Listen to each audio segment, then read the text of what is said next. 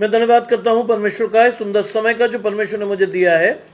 मैं विशेष धन्यवाद करता हूं प्रभु में मेरे भाई अनुपम डेविड, अपनी भाभी शबनम डेविड जी का, जिन्होंने ये मौका मुझे दिया कि मैं आपके समक्ष उपस्थित हो सकूं और हम सब परमेश्वर के वचन में चलकर कुछ सीखने वाले हों।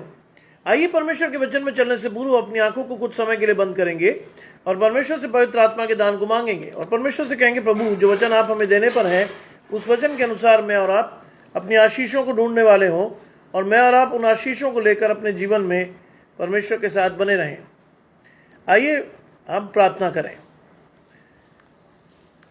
तमाम आशीषों के देने वाले परमेश्वर यीशु मसीह में हमारे बाप और खुदा, हम धन्यवाद करते हैं सुंदर अवसर के लिए जो कि आपने हमें दिया है।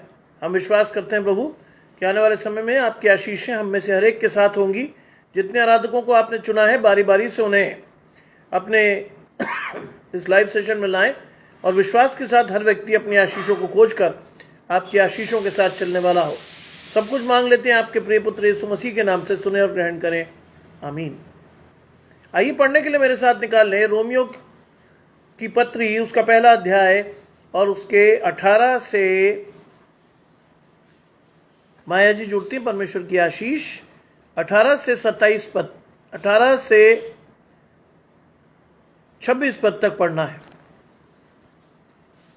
जहां लिखा है, परमेश्वर का क्रोध तो उन लोगों की सब अभक्ति और अधर्म पर स्वर्ग से प्रकट होता है जो सत्य को अधर्म से दबाए रखते हैं, इसलिए कि परमेश्वर के विषय का ज्ञान उनके मनों में तो प्रकट है, परंतु परमेश्वर ने उन पर प्रकट किया है।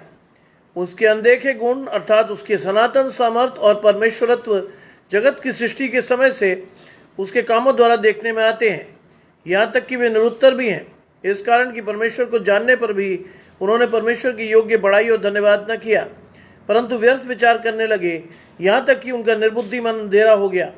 वे अपने आप को बुद्धिमान जताकर मूर्ख बन गए और अविनाशी परमेश्वर की महिमा को नाशवान मनुष्य, पक्षियों, चौपायों और रेंगने वाले जंतुओं की सूरत की समानता में बदल डाला। इस कारण परमेश्वर ने उनके मन की अभिलाषाओं के अनुसार अशुद्धता के लिए छोड़ दिया कि वे आपस में अपने शरीरों का अनादर करें, क्योंकि उन्होंने परमेश्वर की सच्चाई को बदलकर झूठ बना डाला और सृष्टि की उपासना और सेवा की, ना कि उस सृजनहार की जो सदा धन्य है। इससे परमेश्वर ने उन्हें उनकी नीच कामनाओं के वश में छोड़ दिया, यहाँ तक कि उनकी स्त्रियों ने भी स्वाभाविक व्यवहार को उससे जो स्वभाव के विरुद्ध है बदल डाला। ये परमेश्वर का वचन है। परमेश्वर का धन्यवाद हो। आज का वचन वास्तव में हमें परमेश्वर की महिमा को सिखाएगा। माया जी मेरे साथ जुड़ी हुई हैं। परमेश्वर उनके घराने समेत तो उन्हें आशीष दे, क्योंकि वो रोज सुबह और शाम समय निकालकर परमेश्वर के लिए अपने समय को देती हैं। आज रोमियो की पुस्तक उसके पहले अध्याय और 18वें पद में लिखा है, परमेश्वर का क्रोध तो उन लोगों की सब अभक्ति और अधर्म पर स्वर्ग से प्रकट होता है। परमेश्वर का क्रोध, यह आशीष नहीं है, क्रोध है। किन लोगों पर? जो अभक्ति और अधर्म से अपने जीवन को गुजार रहे हैं। आगे हम जानेंगे कि क्यों अभक्ति और अधर्म से जीवन गुजारने के बाद परमेश्वर के प्रकाशन के अनुसार उन्होंने अपने जीवन में क्या किया है। और वो कहता है कि उसकी सब अभक्ति और अधर्म पर प्रकट है। संतोष भाई जुड़ते हैं। परमेश्वर की आशीष आपके और आपके घराने को। वो लोग जो परमेश्वर को जानते हैं, वो लोग जिन्होंने परमेश्वर के वचन को पढ़ा है, वो लोग जिन्होंने परमेश्वर की आशीषों को देखा है, यदि वे परमेश्वर की अभक्ति करने लगे तो जाहिर सी बात है कि ये उनके स्वभाव के विरुद्ध है। शैतान ने उन्हें अपनी ओर खींच लिया है और शैतान अब उनके जीवन से अभक्ति और अधर्म को दिखा रहा है। आज इस बात को समझने के लिए विश्वास रखिए कि परमेश्वर आपसे क्या बात करेगा, क्योंकि हम भी और आप भी उसी कैटेगरी में आते हैं जिस कैटेगरी के लोगों की बात यहाँ लिखी गई है। हमने भी परमेश्वर की आशीषों को प्राप्त करने के बाद भी परमेश्वर को अपने जीवन में सर्वोच्च स्थान नहीं दिया है। हम भी आज पूरे विश्वास से परमेश्वर की ओर नहीं मुड़े। हम भी अपनी लालसाओं के अधीन रहकर परमेश्वर की जीवित और बड़ी इच्छा को अपने जीवन में पूरी नहीं कर रहे। इसलिए इसलिए परमेश्वर का क्रोध हम पर प्रकट होता है। इसलिए सुनीता जी जुड़ती हैं, घराने समेत परमेश्वर आप सभी की, आपके परिवार में सभी को आशीष दे, क्योंकि आप इस समय में परमेश्वर के साथ जुड़ रहे हैं। मोंसी भाई को मैं देख पा रहा हूं, परमेश्वर की आशीष मोंसी भाई और उनके परिवार को विशेष रूप से मिले, क्योंकि मोंसी भाई बहुत सारे वचनों से मेरे प्रकाशन को बढ़ाते हैं। मोंसी भाई की गवाहियां बहुत दृढ़ होती है। गजानंद भाई जुड़ते हैं, परमेश्वर की आशीष आपके और आपके घराने को। और ये बहुत इंपॉर्टेंट चीज है कि मैं और आप आज के परमेश्वर के वचन में सीखें, जो पाया जाता है रोमियो की पुस्तक, उसका पहला अध्याय 18 से 26 पद। आशीष भाई जुड़ते हैं, परमेश्वर पुणे से आशीष भाई जुड़ रहे हैं। आपको प्रभु घराने समेत आशीष देगा। और लिखा है, परमेश्वर का क्रोध तो उन लोगों की सब अभक्ति और अधर्म पर स्वर्ग से प्रकट होता है। सोचिए, जहां से हमें आशीषें आनी चाहिए थी, वहां से हम परमेश्वर के क्रोध को अपने जीवन में ले रहे हैं। क्यों? क्योंकि हमने परमेश्वर को अपने जीवन में वो स्थान नहीं दिया जो हमें देना चाहिए था। और लिखा है, किन लोगों पर परमेश्वर का क्रोध प्रकट होता है? जो सत्य को अधर्म से दबाए रहते हैं। ये कैटेगरी है, वो लोग जो सत्य को अधर्म से दबाते हैं। क्यों? जानते हैं क्यों? क्योंकि उन्होंने सत्य को जाना, सत्य के प्रकाश में वो आए, सत्य ने उन्हें स्वतंत्र किया, लेकिन उसके बावजूद भी वो परमेश्वर को छोड़कर शैतान की तरफ मुड़ गए। इसीलिए परमेश्वर का क्रोध भड़कता है ऐसे लोगों पर जो सत्य को अधर्म से दबाते हैं। मैं आपको बहुत अच्छी तरह स्पष्ट कर चुका हूं पूर्व काल में भी कि धर्म का अर्थ है जीवन में जो चीज आप धारण करके जिस पर विश्वास करते हैं, वो है आपका धर्म। और एक बार परमेश्वर पर विश्वास करने के बाद अगर आप शैतान की तरफ जाते हैं तो उसे हम अधर्म मानेंगे, उसे हम अधर्म मानेंगे। और हम जानेंगे कि किस तरह से परमेश्वर हमारे जीवन में इन चीजों को जोड़ रहा है, कैसे हमें परमेश्वर के पास जाना है, कैसे परमेश्वर की आशीषों को लेना है। अंग्रेज भाई जुड़ते हैं, परमेश्वर की आशीष। लिखा है, इसलिए कि परमेश्वर के विषय का ज्ञान उनके मनों पर प्रकट है। ये वो लोग हैं जो परमेश्वर के ज्ञान को जानते हैं, परमेश्वर की भक्ति उनके जीवन में थी, परमेश्वर की आशीषें उन्होंने ली, उनके पूर्वजों से उन्हें आशीष मिली, लेकिन उसके बाद भी वो परमेश्वर के साथ नहीं चले। एजरा जी जुड़ते हैं, परमेश्वर की आशीष आपके और आपके घराने को। एजरा जी, रोमियो पहला अध्याय 18 से 26 पद। Romans chapter 1 18 to 26। क्योंकि लिखा है कि इसलिए कि परमेश्वर के विषय का ज्ञान उनके मनों में प्रकट है। परमेश्वर ने अपना प्रकाशन उन्हें दिया, परमेश्वर की आशीषें उन्हें मिली, उनके पूर्वजों के भले कामों की आशीष उन्हें मिली, लेकिन उसके बाद भी वो परमेश्वर के साथ नहीं आए। और लिखा है, और ये गुण परमेश्वर ने उन पर प्रकट किया है, किसी और ने नहीं। परमेश्वर का प्रकाशन है आपके जीवन में, उसके बावजूद आप परमेश्वर के साथ नहीं जुड़े। और ना जुड़ना परमेश्वर के क्रोध को बढ़ाता है। आज इस वचन का मुख्य उद्देश्य हमें अपने आप को जांचना है। आज वचन का मुख्य उद्देश्य आपको और मुझे जांचना है कि हम क्या हैं और हमें क्या होना चाहिए। और लिखा है, उसके अनदेखे गुण अर्थात उसकी सनातन सामर्थ। अनदेखे गुण जिसको आप और मैं महसूस कर सकते हैं, देख नहीं सकते लेकिन महसूस करते हैं। बाइबल में लिखा है, हवा कहां से आती है और कहां को जाती है नहीं पता। बिल्कुल सही। 1 से 18 नहीं मैडम, 18 से 26। Romeo 1 18 to 25। और ये क्या कहता है? उसके अनदेखे गुण अर्थात उसकी सनातन सामर्थ्य। ये शब्द आज बहुत ट्रेंड करता है, न्यूज में भी, इधर भी उधर भी, सनातन। सनातन का अर्थ है हमेशा से बना रहने वाला। परमेश्वर की सामर्थ 2000 साल पहले भी एक सी थी, उससे पहले भी जब संसार की सृष्टि हुई तब भी थी, और आगे भी एक सी रहेगी। उसमें कोई परिवर्तन नहीं हो सकता। मैं और आप परमेश्वर के गुणों को महसूस कर सकते हैं, और पहला गुण जो हमें महसूस करना है अपने जीवनों में वो है परमेश्वर की सनातन सामर्थ, जो मुझे और आपको बल देती है, मुझे और आपको जीवन में आगे बढ़ने का सामर्थ देती है, मुझे और आपको चलाती है, मुझे और आपको परमेश्वर के साथ जोड़ती है, मुझे और आपको पवित्र आत्मा के साथ, बिल्कुल सही, मुझे और आपको पवित्र आत्मा के साथ चलने का साहस देती है। वो है परमेश्वर की सनातन सामर्थ, जिसके द्वारा मैं और आप आशीष पाते हैं। दूसरी चीज, परमेश्वरत्व। परमेश्वरत्व वो चीज है जो परमेश्वर का स्वभाव मेरे और आपके जीवन में देती है। परमेश्वरत्व मतलब परमेश्वर जैसा। परमेश्वर का स्वभाव मेरे और आपके जीवन में आता है, तब मैं और आप परमेश्वर की उन आशीषों को परमेश्वर के साथ मिलकर देख सकते हैं।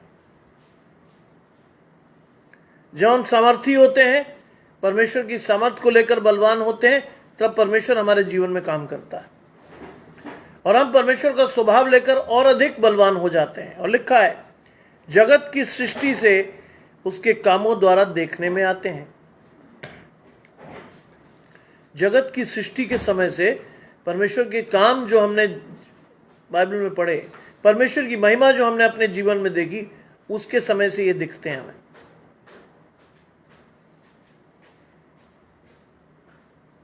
दूसरी आशीष लीजिए, जिसके लिए मैं और आप बुलाए गए हैं, उस आशीष को लीजिए, क्योंकि परमेश्वर ने जगत की उत्पत्ति से पहले हमें चुना है। इससे परमेश्वर की सनातन सामर्थ और परमेश्वरत्व मेरे और आपके जीवन में दिखाई देना चाहिए, ऐसे नहीं। यह आशीष इसीलिए दी गई है, और उस आशीष को लेने के बाद भी यदि मैं और आप शैतान की ओर चले जाएं, तो जाहिर सी बात है परमेश्वर का क्रोध भड़कता है। क्योंकि आपने परमेश्वर को जाना, आपने परमेश्वर को समझा, और नतीजा क्या हुआ? आपने हल पर हाथ रख के पीछे देख लिया, आपकी आशीषें चली गईं। सोचिए। और वो लिखता है कि जगत की सृष्टि के समय से उसके कामों द्वारा देखने में आते हैं, यहां तक कि वे निरुत्तर हैं। आप उसकी कोई एक्सप्लेनेशन नहीं दे पाते। निरुत्तर का मतलब है आप उसके विषय में कोई एक्सप्लेन नहीं कर पाते, उसके विषय में कोई व्याख्या नहीं कर पाते, क्योंकि वो आपको दिखाई नहीं दे रहे, महसूस कर रहे हैं आप उसको। इसलिए ये इंपॉर्टेंट बात है कि परमेश्वर की पवित्र आत्मा को आज मुझे और आपको अपने जीवन में महसूस करना है। परमेश्वर की सामर्थ को मुझे महसूस करना है। परमेश्वरत्व को अपने जीवन में महसूस कीजिए, क्योंकि परमेश्वर ने जगत की उत्पत्ति से पहले आपको और मुझे चुना है, और इन आशीषों को देकर मुझे और आपको अनंत जीवन के अधिकारी होने के लिए ठहराया है।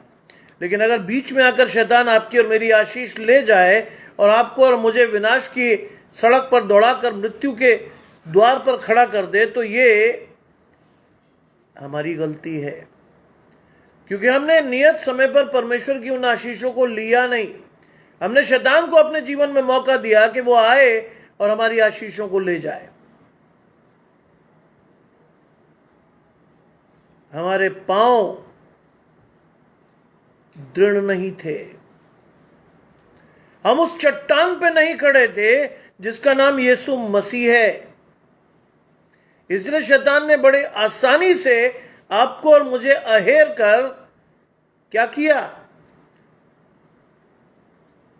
दूर कर दिया परमेश्वर से। आज बाइबल की आशीषें हल्के में मत लीजिएगा। आज के युवा की स्थिति आज बहुत भयानक है, बुरा मत मानिएगा। आज हमारे युवा बच्चे थोड़ा सा परमेश्वर को चाहते हैं और थोड़ा सा शैतान भी अपने जीवन में चाहते हैं। क्यों? संसार उनसे छोड़ा नहीं जाता और मसीह को वो पकड़ नहीं पाते।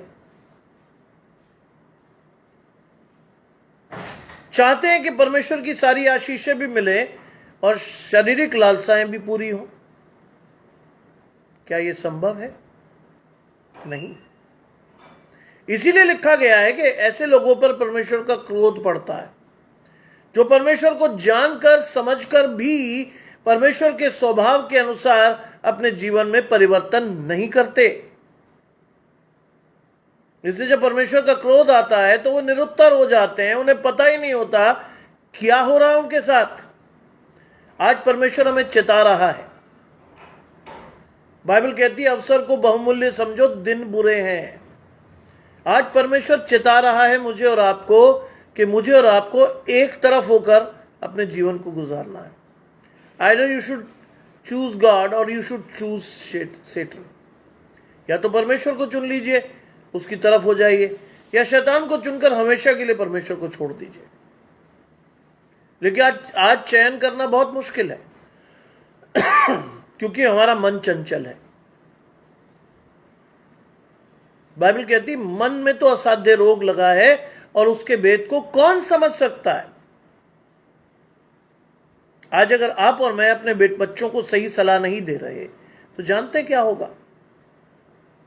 जैसे ही वो आपके और मेरे नियंत्रण से निकलेंगे वैसे ही वो शैतान के चुंगल में सीधे जाएंगे, क्योंकि आपने जब समय था तब उन्हें सही रास्ता नहीं दिखाया। शैतान बड़े आराम से उनके किसी मित्र का हाथ पकड़कर उन्हें अपने पास ले जाएगा। जानते क्यों? उन्हीं के दोस्त उन्हें समझाएंगे अरे कुछ बुरा नहीं है, ड्रिंक कर लो कोई दिक्कत नहीं है ना। ताराचंद जी जुड़ते हैं, आशीष परमेश्वर, ड्रिंक कर लो कोई दिक्कत नहीं है। आजकल तो हॉस्टल्स में बच्चे ड्रग्स भी बहुत खाते हैं। जानते क्या? शबनम जी जुड़ती हैं, शबनम भाभी जुड़ती हैं, परमेश्वर का धन्यवाद। उन्हीं के पेज पर मैं प्रचार कर रहा हूं। परमेश्वर उन्हें अधिकाई से आशीष दे। बहुत बच्चों से आप बात करो और उनसे पूछो ड्रग्स क्यों खाते हो? जानते हैं उनका एक पिटा हुआ बहाना होता है, प्रेशर बहुत है। मन को शांत करने के लिए हम ड्रग्स खाते हैं, प्रेशर बहुत है। और ऐसे बच्चों से को सुनकर मुझे सबसे ज्यादा हैरत उनके पेरेंट्स पर होती है, और उससे भी ज्यादा दुख होता है अगर वो मसीह बच्चा है तो। हैरत होती है कि उनके माँ बाप ने उन्हें कुछ सिखाया नहीं, परमेश्वर के वचन में ले नहीं गए, परमेश्वर की आशीषें उन्हें दी नहीं, परमेश्वर के साथ उन्हें चलना नहीं सिखाया।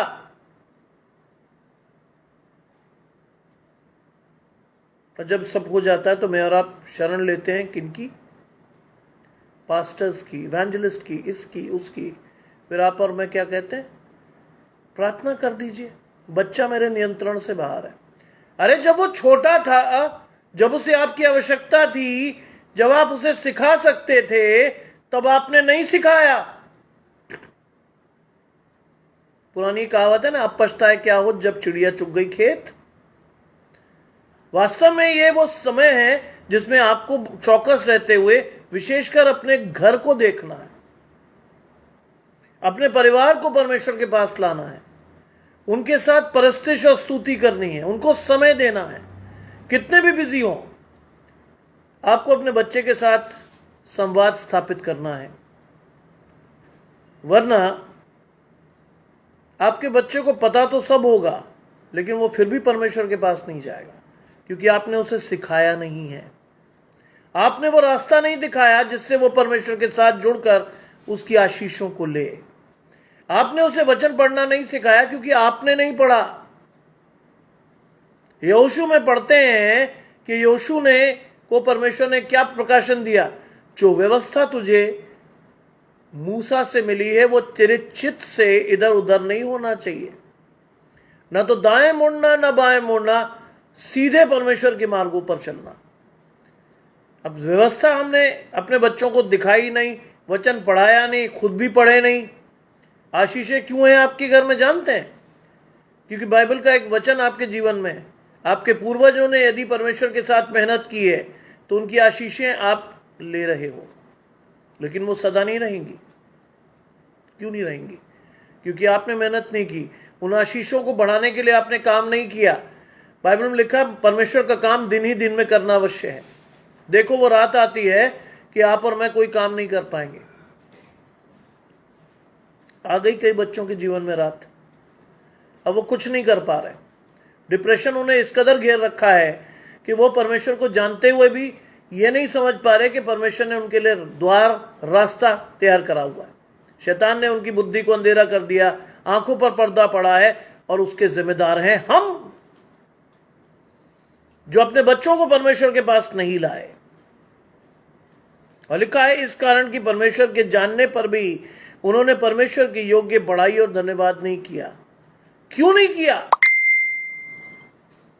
क्योंकि मैंने और आपने अपने बच्चों को सिखाया नहीं। मेरे और आपके जीवन से भी धन्यवाद नहीं निकल रहा। परमेश्वर को जानने के बाद भी उन्होंने परमेश्वर की योग्य और बड़ाई और धन्यवाद नहीं किया। आज कितने लोग हैं जो अपने परिवार के साथ बैठकर प्रार्थना करते हैं? आज कितने लोग हैं जो परमेश्वर को अपने परिवार के साथ बैठकर समय देते हैं? आज कितने लोग हैं जो अपने बच्चों को प्रेरित करते हैं, बेटा प्रार्थना कर, और शैतान उनके जीवन में काम करता है। ये मत सोचिए मैं आपको ऐसे ही कह रहा हूं। जब शुरू में मैंने अपने बच्चे को, छोटे वाले बेटे को, 5th क्लास में है, जब मैंने उसे कहा था वचन पढ़ने को, तो उसने तरह तरह के बहाने बनाए। हिंदी कमजोर है, मैं अटक अटक के पढ़ूंगा, टाइम लूंगा। मैंने कहा तू कितना ले टाइम पढ़ेगा तू ही। जानते हैं, अपने बच्चे को प्रोत्साहित कीजिए। मैंने कहा you are the master of ceremonies in our daily family prayer. Master of ceremony का मतलब वचन तेरे से ही आना है। वचन अगर तू पढ़ेगा नहीं तो हम आगे कैसे पढ़ेंगे? आज वो बेचारा उत्साहित होकर वचन पढ़ता है, मुझसे थोड़ी थोड़ी देर में पूछ लेता 2 आयतें और पढ़ लूं। अरे परमेश्वर को चखाइए, तब आपका बच्चा आनंदित होकर परमेश्वर को खाएगा, परमेश्वर के वचन को। आपने और मैंने तो चखाने का काम भी नहीं किया है। कैसे खिलाएंगे परमेश्वर का वचन? फिर आप और मैं जब बच्चा बिगड़ जाता तो फिर उसे ठूसते हैं परमेश्वर का वचन, तो वो हजम नहीं कर पाता। बचपन से धीरे धीरे परमेश्वर का वचन उन्हें चखाइए। आज सुबह रूबी सादिक जी से मैंने यही कहा था।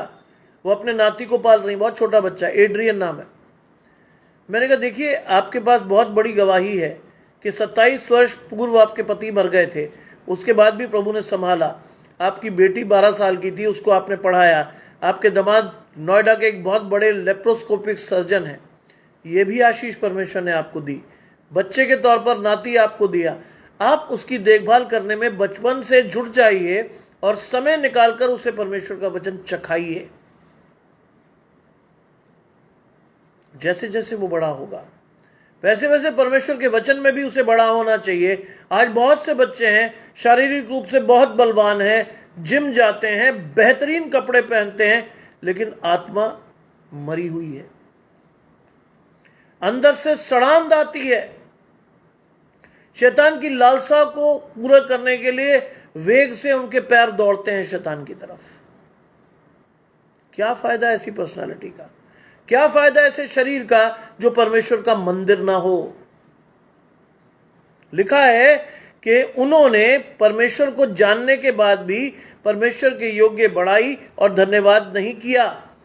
अब सुनिए, यह है क्रोध का विषय, और अपना मन व्यर्थ बातों की ओर लगाया।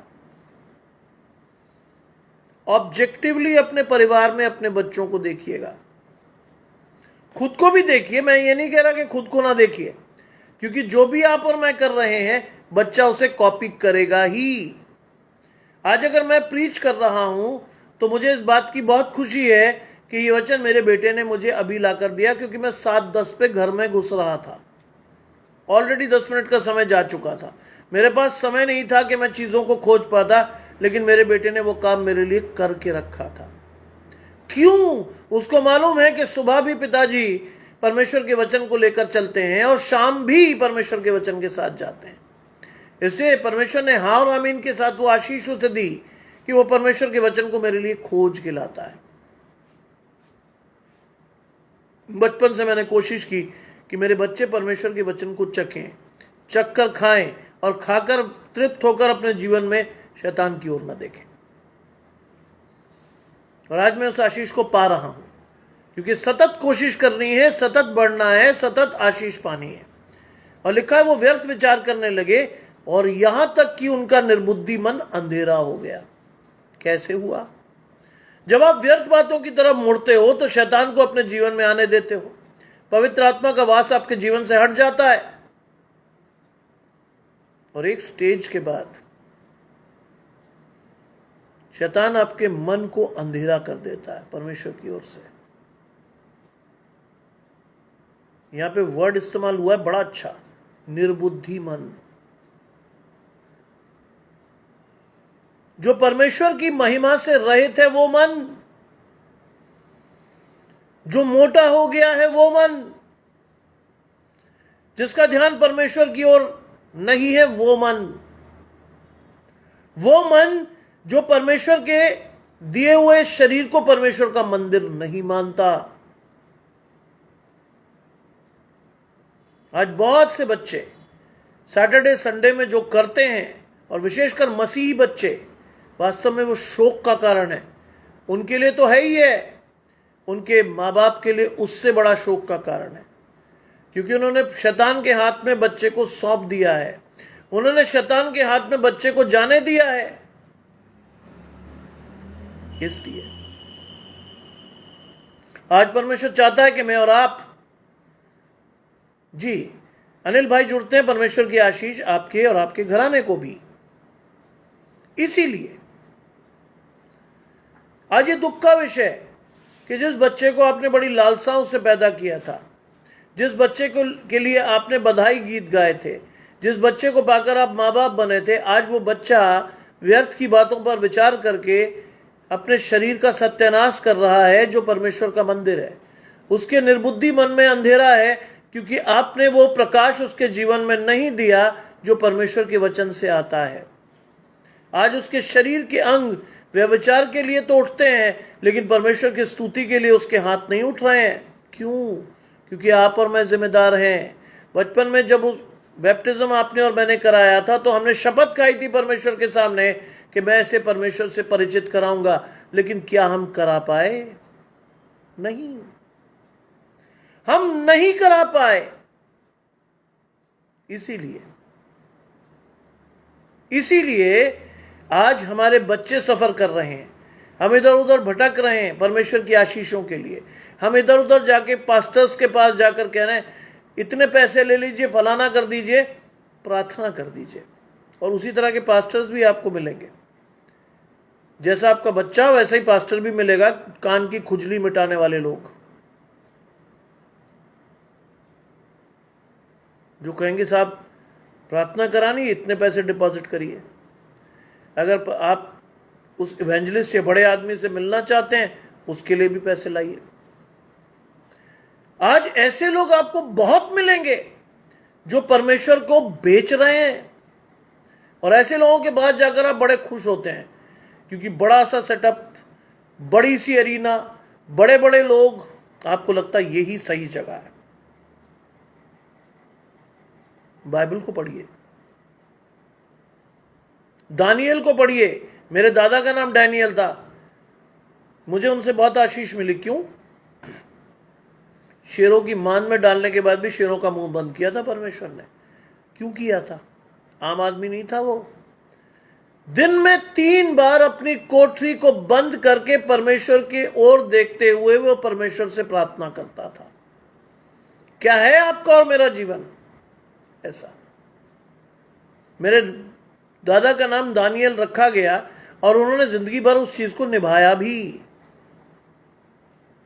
एक प्रार्थनामय जीवन, एक ऐसा जीवन जिसने उनके बच्चों को आशीष दी, और वो आशीष हम पर ठहरी। और अपने परिवार में मैं इकलौता शख्स हूं। मैं इस बात पे गर्व करता हूं, मुझे बहुत खुशी होती है कि परमेश्वर ने आशीष के लिए मुझे चुना। पूरे घराने में से 20-22 मेरे भाई बहन हैं, बड़ा परिवार है। और उसके बीच में से केवल मुझे परमेश्वर ने इस आशीष को दिया, क्योंकि यह आशीष मेरे पिताजी पे भी ठहरी थी।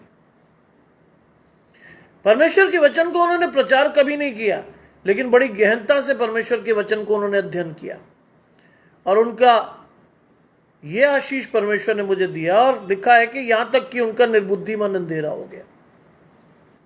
आज बहुत से लोग बहुत अच्छे दिखेंगे, बहुत सफल दिखेंगे, लेकिन अगर आप उनसे बात करोगे तो तीसरी बातचीत में आपको पता चल जाएगा कि ये व्यक्ति परमेश्वर का नहीं है। ये आज भी शारीरिक अभिलाषाओं का गुलाम है। आज भी अच्छे कपड़े, बड़ी गाड़ी, महंगे जूते क्या आपको अनंत जीवन दिला पाएंगे? नहीं। दीन होकर परमेश्वर के सामने जाइएगा। बिल्कुल सही, लूका 10:6 में लिखा है, यदि कोई कल्याण के योग्य होगा तो तुम्हारा कल्याण उस पर ठहरेगा, नहीं तो तुम्हारे पास लौट आएगा। जानते हैं, मैं आप सभी को परिवार सहित आशीष इसीलिए देता हूं। बाइबल में लिखा, जब किसी से मिलो तो उसे आशीष दो, और यदि उस परिवार में कोई आशीष के योग्य होगा तो वो आशीष उस पर ठहर जाएगी, लेकिन अगर नहीं होगा तो वो आशीष तुम्हारे आशीषों में जुड़ जाएगी आकर। इसलिए विश्वास के साथ बढ़िए। और लिखा है कि वे अपने आप को बुद्धिमान जताकर मूर्ख बन गए। आपको बहुत लोग मिलेंगे ऐसे, संख्या बहुत बड़ी है, जो आपको बड़े बुद्धिमान दिखेंगे। आप उनको देख के एनवी करोगे, ईर्ष्या करोगे, यार इतना बढ़िया आदमी, इतने पैसे, इतनी गाड़ी, इतने मकान, इतनी सब चीजें। बातचीत में 2 शब्द आपको बता देंगे कि वो परमेश्वर के साथ है या नहीं। आज बहुत से लोग जो मेरे जीवन में मुझे सफल दिखते हैं, जब उनका प्रकाशन सुनता हूं तो मैं अपना माथा ठोक लेता हूं। जानते हैं, मेरे मित्र ने, जो कि बहुत अच्छे, बड़े सज्जन, बहुत गुणी, बहुत पढ़ाकू, बहुत बढ़िया है, क्या कहा? अरे सर, ठीक है बाइबल में लिखा बहुत कुछ, लेकिन समय आए तो सर सोचिएगा, बच्चा तो आपका एक ही है। मैंने कहा फिर भी क्या कहना चाहते हो? कहता सर, नौकरी लेने के लिए तो सर कुछ भी कर सकता है, करना चाहिए। रिश्वत देनी, रिश्वत दे लो, कहीं से जुगाड़ लगानी, जुगाड़ लगा लो, नेता किसी के पैर पकड़ने पकड़ लो। मैं अपना सिर ठोक गया। मैंने हायर इसका प्रकाशन, क्या सोच है इस आदमी की, और उसके बावजूद भी वो नहीं माने। कहते जिंदगी भर ऐश करेगा। मैंने कहा भाई साहब, मैं श्राप खरीद के अपनी औलाद को नहीं दे रहा। अगर वो नौकरी पाएगा तो वो परमेश्वर के आशीष से पाएगा, परमेश्वर के प्रकाशन से पाएगा। छोटी होगी, मुझे खुशी होगी, क्योंकि मेरा प्रकाशन परमेश्वर की दृष्टि में बहुत पुष्ट है। धर्मी का थोड़ा सा धन दुष्टों के बहुत बड़े धन से उत्तम है। मुझे बहुत खुशी होगी। बोले सर आप मूर्ख हैं। मैंने कहा मैं मूर्ख ही अच्छा हूं। मैं किसी भी हालत में शैतान से हाथ नहीं मिलाऊंगा। मैंने खुद के लिए नहीं करा।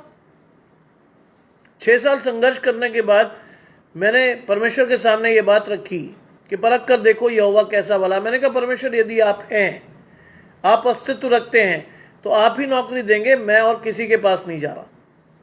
And God gave me this job. वही प्रकाशन मैं अपने बेटे के लिए भी रखता हूं। अगर समय आएगा परमेश्वर से मांगूंगा, बच्चे से कहूंगा अपने विश्वास से मांग, संदेह न कर, धीरज धर, God will give you the best. मिलेगा। आज हम संदेह करते हैं, और इसीलिए लिखा है वे अपने आप को बुद्धिमान जताकर मूर्ख बन गए। जानते हैं, ऐसे बहुत लोगों को जानता हूं मैं अपने जीवन में। ताराचंद जी लिखते हैं कि उन्होंने उससे कहा, हे गुरु, हम जानते हैं कि तू सच्चा है और किसी की परवाह नहीं करता, क्योंकि तू मनुष्य को मुख देखकर बातें नहीं करता, परंतु सच्चाई से लोगों को बताता है। यह है आशीष।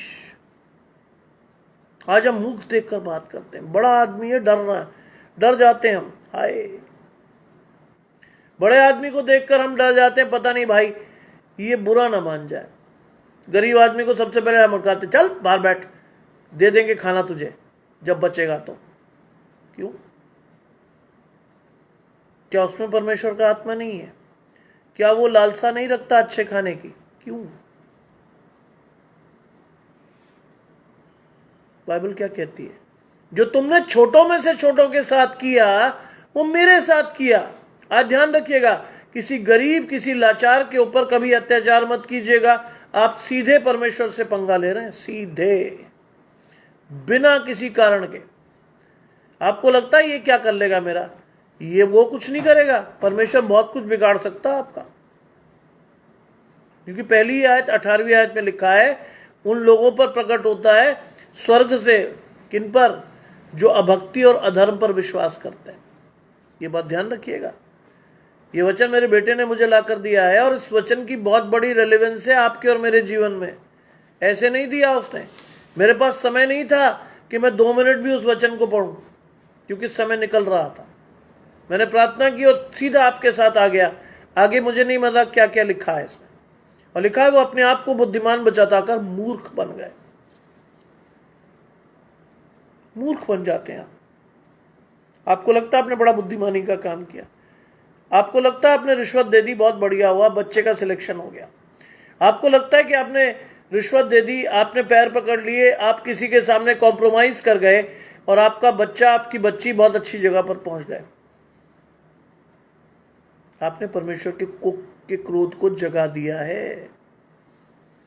और लिखा है, चौकस रहो, कोई तुम्हें तत्व ज्ञान और व्यर्थ के धोखे के द्वारा अहेर न कर ले। तत्व ज्ञान, पैसा, व्यर्थ धोखा। आपको एक चीज पता होनी चाहिए, व्यर्थ धोखे का मतलब है ना तो आप लाए हैं ना ले जा सकते हैं, लेकिन फिर भी हम अब जीवन में लगे रहते हैं जोड़ने में, जबकि हमें पता है कि उसका कोई लाभ नहीं है हमारे जीवन में। बाइबल में लिखा है, तुम्हारे पास जो है उसी में संतोष करो, क्योंकि परमेश्वर तुम्हें और देगा। लेकिन संतोष तो है ही नहीं हमारे जीवन में।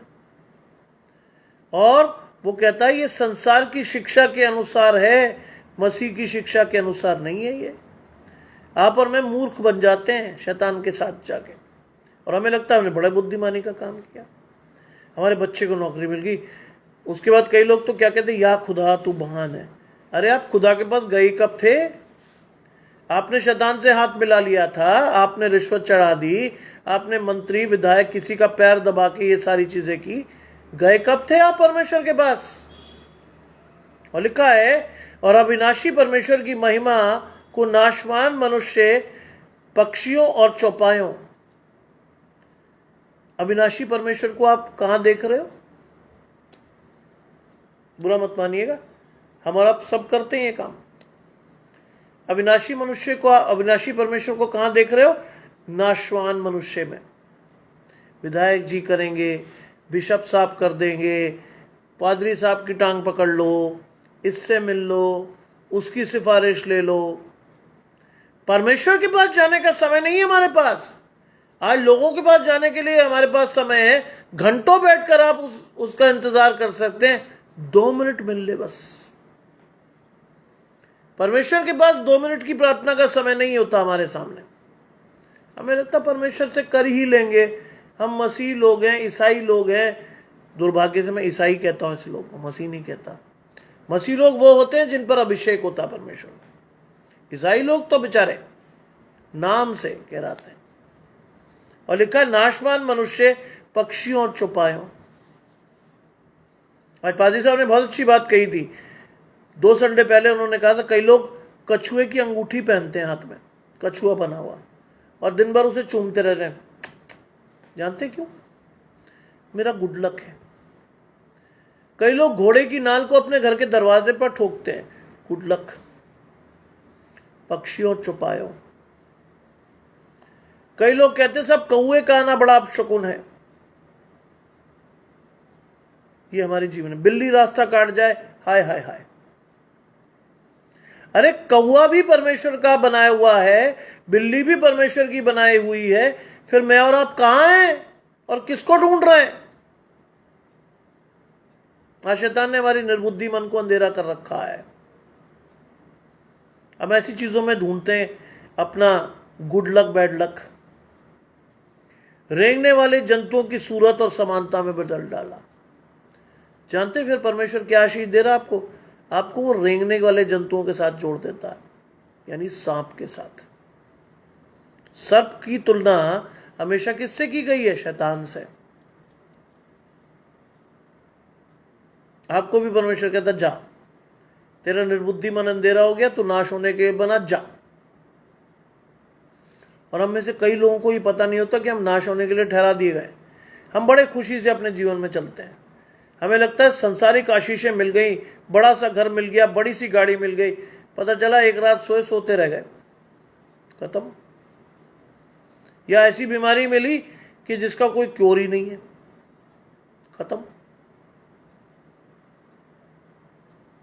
क्योंकि मैंने और आपने परमेश्वर के शरीर को, जो परमेश्वर का मंदिर था, व्यर्थ बातों की ओर लगाया, इससे परमेश्वर का श्राप और क्रोध आया। इसलिए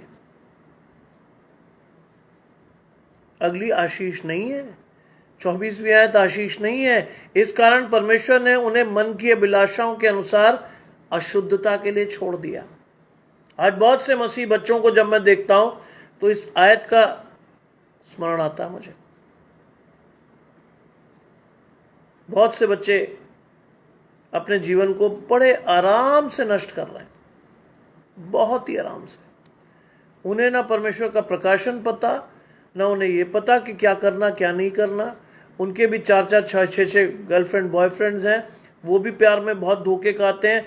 उसके बाद वो ड्रग्स और ड्रिंक्स में चले जाते हैं, तरह तरह के गलत काम करते हैं, कई लोगों से संबंध रखते हैं। तो क्या होता है? एक स्टेज के बाद क्या होता है? परमेश्वर ने उन्हें उनकी मन की अभिलाषाओं के अनुसार छोड़ दिया। आप कहलाएंगे तो एक मसीह परिवार के जन, लेकिन परमेश्वर आपके साथ नहीं है। नहीं है परमेश्वर आपके साथ। जानते हैं न्याय के दिन बाईं ओर वाले लोग क्या कहेंगे? पढ़िए, बाइबल में साफ लिखा है। वो कहेंगे हमने तेरे नाम से ये किया प्रभु, हम यहां कर गए, हमने चर्च में ये किया वो किया। कई लोग मुझे मिलते हैं, अरे साहब मैंने चर्च के लिए ये किया, मैंने फलाने एवेंजलिस्ट के लिए ये किया, मैं फलाने के लिए उसकी नौकरी में मैंने बड़ा जोर लगाया, मैं किसी के बच्चे को पढ़ाया। जब वो ऐसा कहते मुझे अंदर से मजा आता है। जानते क्यों? क्योंकि बाइबल कहती है जो तेरा दाहिना करे हाथ करे वो तेरा बायां ना जाने। आप तो चिल्ला चिल्ला के बोल रहे हो। आप अपना प्रतिफल पा चुके, परमेश्वर से क्या पाएंगे आप? कुछ भी नहीं। ताराचंद जी कहते हैं याकूब 1:14 में, प्रत्येक व्यक्ति अपनी अभिलाषा से खिंचकर परीक्षा में पड़ता है। जब आप परमेश्वर की पवित्र आत्मा के साथ नहीं होगे तो आप अभिलाषा में खिंचकर पाप में पड़ोगे ही।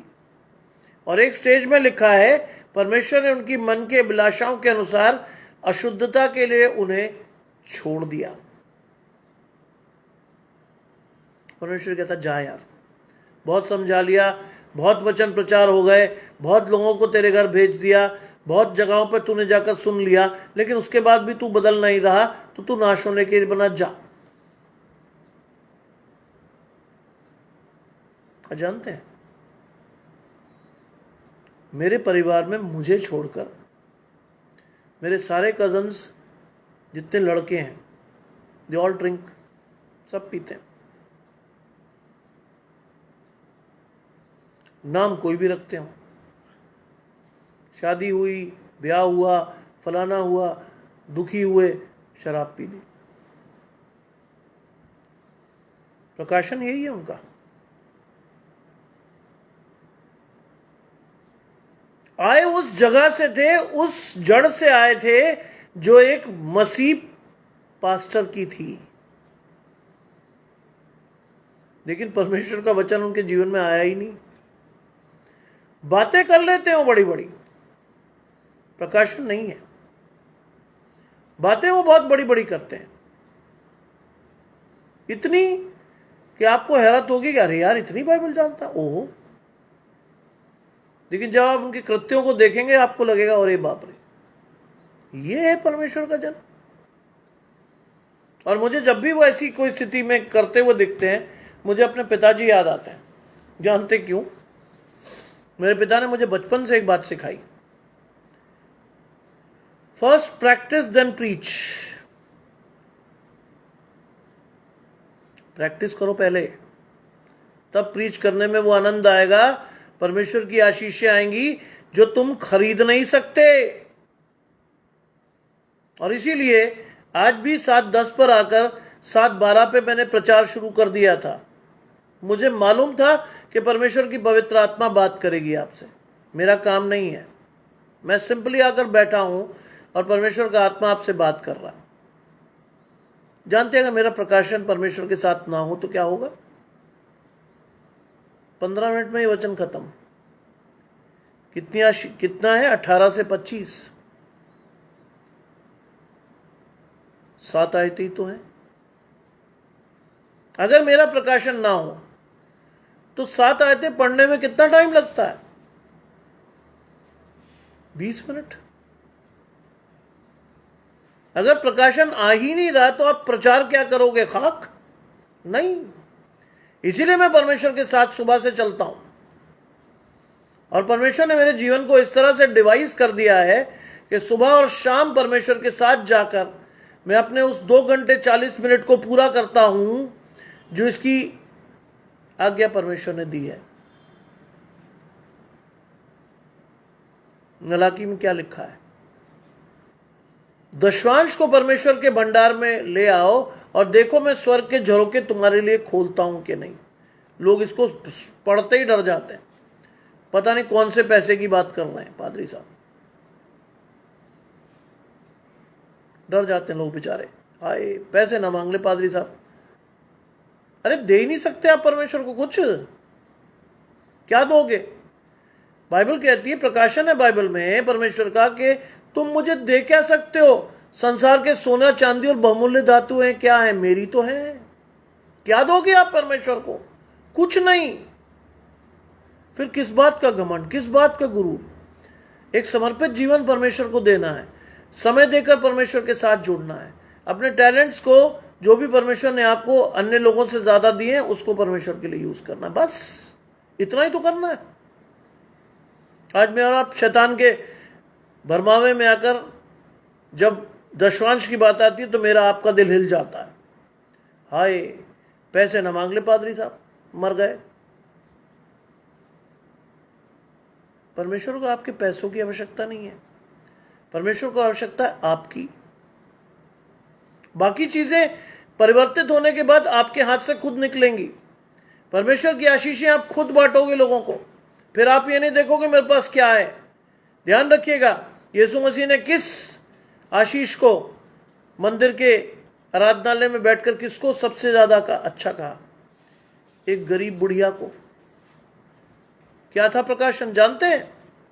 प्रकाशन था कि लोगों ने अपनी बढ़ती में से डाला है, इसने अपनी संपूर्ण जीविका डाल दी है। यह है प्रकाशन। आप अगर पवित्र आत्मा के अभिषेक से चलते हो तो आप बेखटके जो कुछ है आप डाल दोगे। क्यों? क्योंकि आपको मालूम है परमेश्वर आपको भूखा उठाता तो है लेकिन सुलाएगा नहीं।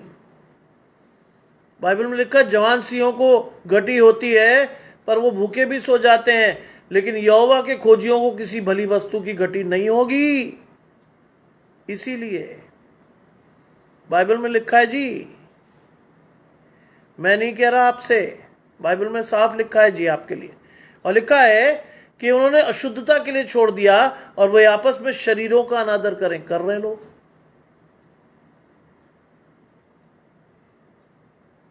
जानते कर रहे लोग।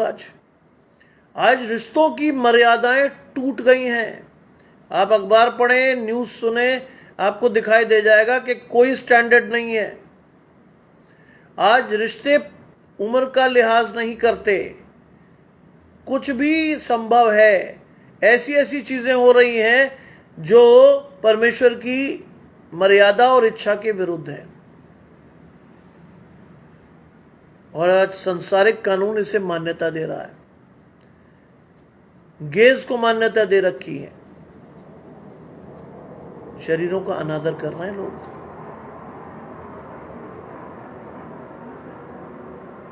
क्योंकि उन्होंने परमेश्वर को छोड़ दिया। आज कई जगह पर आप देखोगे लड़कियां लड़कियां शादी कर रही हैं, लड़के लड़के शादी कर रहे हैं परमेश्वर की इच्छा के विरुद्ध। लेकिन लिखा है यहां, उन्होंने लिखा है, ये चीजें लिखी है, बहुत अच्छी तरह से समझ लीजिए ये लिखा क्यों है। क्योंकि लिखा है कि उन्होंने परमेश्वर की सच्चाई को बदलकर झूठ बना दिया है। परमेश्वर की सच्चाई झूठ में कन्वर्ट हो गई आज। क्यों? क्योंकि उन्हें मालूम था परमेश्वर की सच्चाई क्या है। मार्ग, जीवन और सत्य यीशु मसीह के द्वारा आप और मैं परमेश्वर तक पहुंच सकते हैं। लेकिन आपने ये सारी चीजें सिर्फ पढ़ी, समझी, लेकिन उस पर चले नहीं आप। और लिखा है और सृष्टि की उपासना और सेवा की। आज क्या करते हैं हम लोग? क्या करते हैं हम लोग जानते हैं? हम लोग क्या करते हैं? तरह तरह की पूजाएं करने लगते हैं। तरह तरह की मूर्ति पूजा हमारे जीवन में आ जाती है। मूर्ति पूजा का मतलब सिर्फ मूर्ति की पूजा नहीं है। कई भयानक आदतें हमारे जीवन में मूर्ति पूजा का रूप ले लेती। ग्रेस सिस्टर जुड़ती, परमेश्वर की आशीष आपके और आपके घराने को। कई भयानक चीजें मेरे और आपके जीवन में घुटती है। जी जी, कोई बात नहीं ताराचंद भाई, मैं आपके साथ हमेशा जुड़ा रहूंगा। और ये चीज इंपॉर्टेंट है। Yes, foolishness of God is visor then the human knowledge. Yes, परमेश्वर की मूर्खता इंसान की बुद्धिमत्ता से कहीं बढ़कर है, जानते हैं आप ये बात। और परमेश्वर की कमजोरी भी मानव की शक्तिशाली शक्ति से कहीं बढ़कर है। ये रेवोल्यूशन, ये चीज हमारे जीवन में आता ही नहीं। हम तो अपने बल और बुद्धि पर भरोसा करके चलते हैं, कपट की परिस्थिति में चलते हैं, अनर्थकारी योजनाएं बनाते हैं। इसलिए एक स्टेज के बाद परमेश्वर हाथ जोड़ देता है कि भैया नहीं चल रहे तुम मेरे साथ, जाओ। हम क्या करते हैं? सृष्टि की उपासना और सेवा करने लगते हैं। कौन सी सृष्टि? शैतान की बनाई हुई सृष्टि। क्या है हमारी उपासना? कि साहब शराब भी हम धड़ल्ले से पीते हैं, सिगरेट पीने में हम गुरेज नहीं करते, पर स्त्रियों के साथ हमारे संबंध होते हैं, पर पुरुषों के साथ भी हम संबंध बना लेते हैं, और हमें सब लगता है कि सब चल रहा है, सब लीगल है, क्या बुराई है। हम शैतान की बनाई सृष्टि के एक हिस्से बन जाते हैं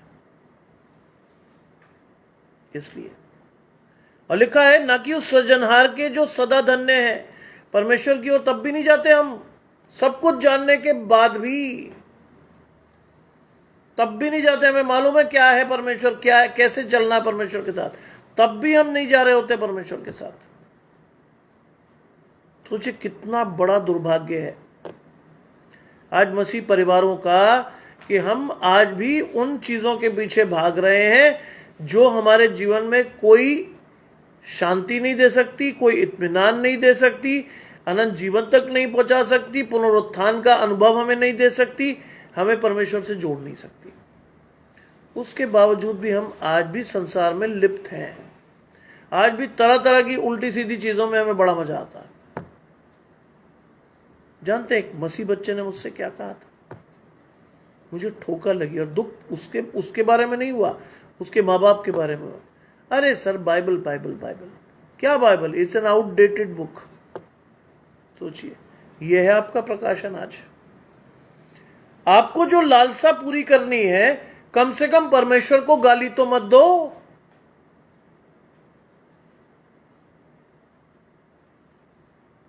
कम से कम परमेश्वर को गाली तो मत दो। धन्यवाद करता हूं गजानंद भाई के लिए, आज वो ताराचंद जी के लिए प्रार्थना कर रहे हैं। बाइबल में लिखा है जब तुम दूसरों के लिए प्रार्थना करते हो तो परमेश्वर तुम्हारे लिए करता है। धन्यवाद करता हूं कि आज परमेश्वर का प्रकाशन गजानंद भाई जैसे व्यक्ति पर है, जो रोज मेरे साथ परमेश्वर से जुड़ते हैं, रोज। यही तो आशीष है, इसी के लिए तो ठहराए गए हैं। अपनी नहीं, दूसरों की हित की चिंता करनी है हमें, तभी तो आशीष ठहरेगी। आज मैं और आप अपने हित की चिंता करते हैं, मुझे और आपको ये पता नहीं होता कि हम कर क्या रहे हैं। इस आशीष के साथ बढ़िए, you will find the blessings of God in your life for sure. आपको परमेश्वर की आशीषें मिलेंगी ही। आज शाम के इस प्रकाशन के साथ परमेश्वर के साथ बने रहिए। आज शाम के इस प्रकाशन के साथ परमेश्वर को अपने जीवन में खोजिए। अगर समय है और आप परमेश्वर के साथ हैं तो अपने परिवार को बिठाकर उनसे प्रार्थना करने को कहिए। परिवार के एक एक सदस्य के साथ बैठ के प्रार्थना कीजिए। परिवार के छोटे बच्चों से कहिए कि जो भी कुछ वो जानते हैं, जितने भी छोटे हैं, 2 शब्द परमेश्वर के लिए जरूर करें। परमेश्वर उनके मनों में परमेश्वर के वचन को डाले। अभी से उनके मन को अपनी ओर खींचे। ना हो कि बहुत देर हो जाए और शैतान उन्हें खींच कर ले जाए। ना हो। आज इस विश्वास के लिए प्रार्थना के साथ बढ़िए। परमेश्वर की आशीषों को लीजिए। दूसरों के लिए प्रार्थना कीजिए। लगातार परमेश्वर से कहिए, प्रभु हमारी हर एक इच्छा को अपने जीवन में पूरी होने दे। हमारी वो इच्छा जो हम परमेश्वर की ओर चाहते हैं, परमेश्वर उसे पूरा करे। आइए प्रार्थना करें। तमाम आशीषों के देने वाले परमेश्वर यीशु मसीह में हमारे बाप और खुदा, हम धन्यवाद करते हैं इस सुंदर अवसर के लिए जो कि आपने हमें दिया है। हम इस योग्य नहीं थे प्रभु कि आज के वचन में जाते भी, लेकिन आप अपने वचन में ले भी गए, विश्वास भी दिया, और उस विश्वास के साथ आपने मौका दिया कि मैं और आप परमेश्वर की आशीषों को लेकर अपने जीवन में आगे बढ़ सके। आने वाला समय, आने वाली रात हम में से हर एक के ऊपर आपका हाथ बना रहे। हम परिवार स्वरूप अपने आशीषों को खोजें और उन आशीषों के अनुसार अपने जीवन में आपके साथ बढ़ने वाले हों। हर चीज आपकी आत्मा के साथ अपने जीवन में चाहते हैं कि आप हमें दें, और उस आत्मा के अनुसार मैं और आप परमेश्वर की आशीषों को पाने वाले हों। सब कुछ मांग लेते हैं परमेश्वर के प्रिय पुत्र यीशु मसीह के नाम से, सुने और ग्रहण करें, आमीन। आपको एक सूचना देनी है। कल से हम समय परिवर्तित कर रहे हैं सुबह का। कल से ठीक 8 बजे फैमिली ऑफ क्राइस्ट मिनिस्ट्री पर हम सभी परमेश्वर से जुड़ेंगे। 8:30 की बजाय हम सुबह 8 बजे परमेश्वर के वचन में जुड़ेंगे, क्योंकि मेरे पास कई एडिशनल जिम्मेदारियां आ गई हैं कॉलेज की, और मुझे लगभग 10 बजे करीब कॉलेज में होना होता है। इसलिए परमेश्वर के वचन में कोई कटौती न हो, इसलिए हम सुबह 8 बजे परमेश्वर की इस आशीष को लेने के लिए फिर से जुड़ेंगे, परमेश्वर के एक नए वचन के अनुसार, जिससे हम और आप कल दिन में भी परमेश्वर की आशीषों के साथ चलें, साथ बढ़ें, और परमेश्वर की आशीषें हमें जीवन में मौका दें कि हम परमेश्वर के अपने जीवन में वास्तविक रूप में देखने वाले हों। आप सबको शुभ रात्रि। परमेश्वर आप सभी को अधिकाई से आशीष दे। आमीन।